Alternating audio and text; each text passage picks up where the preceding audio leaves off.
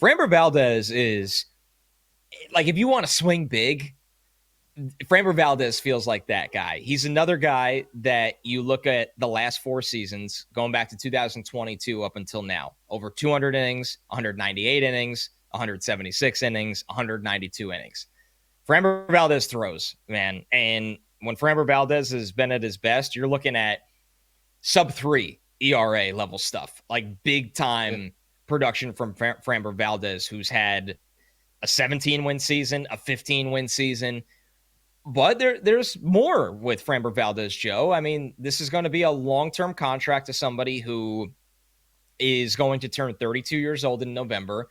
I think he had one of the lower moments of a pending free agent in baseball last year when a lot of people thought he intentionally hit his own catcher, which, make of that situation what you want. But the fact it was a situation is, a little puzzling when you're talking about making probably, I mean, what are we thinking here, Joe? 5-ish year commitment to Framber Valdez? I would say maybe 6.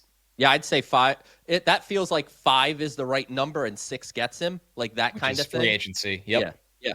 So what do you think of him? And what do you think of my take that while his numbers are better, it feels like there's a lot more variance with signing Framber Valdez than there is Dylan Cease? Yeah, of course. I mean, the variance comes with the contract, right? Like, I think Dylan Cease is going to end up maybe on the shorter term, and Valdez is probably the gem of this class, right? Like, I think he's the guy that if you're looking for a hoss, for a proven frontline guy that has done it in the playoffs, Framber Valdez is your guy. And this would be the biggest deviation from what Stearns has always kind of looked at. But look, there's going to be a time where this is going to happen. The Mets can't, you want to continue to develop your young pitching and you want to make smart trades and you want to make smart signings. But if you want to win a World Series and you want to compete with teams like the Dodgers, like, you're going to have to do something uncomfortable at some point in time. And, maybe that is Framber Valdez. Maybe it's not Framber Valdez. It's like, hey, Tarek Skubal is going to get that big contract next year. But I always hate that kind of philosophy of just wait till next year. Like, you have to get better now. And Valdez, to me, fits. Like, there's nothing about him that indicates like things are going down. Like, when we talked about Corbin Burns and we've talked about Carlos Rodon in the past, like these pitchers that we knew were getting big deals, you could kind of poke the holes as far as like how they're going to be. I think Valdez has, a few more years of very high level performance. And how much time are you willing to eat on the back end where things maybe take a downturn?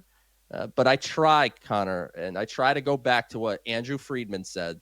And he's obviously the president or whatever he is of the Dodgers, the guy that runs the show over there. He has a long-standing quote that I always cite. If you're always rational about every free agent, you're going to finish third on every free agent. That's right. So the question now becomes, is Framber Valdez the guy that you step out of the box for? For me, I kind of lean no. I would agree with you. I lean no, but I could see the other side of the coin when it comes to Valdez.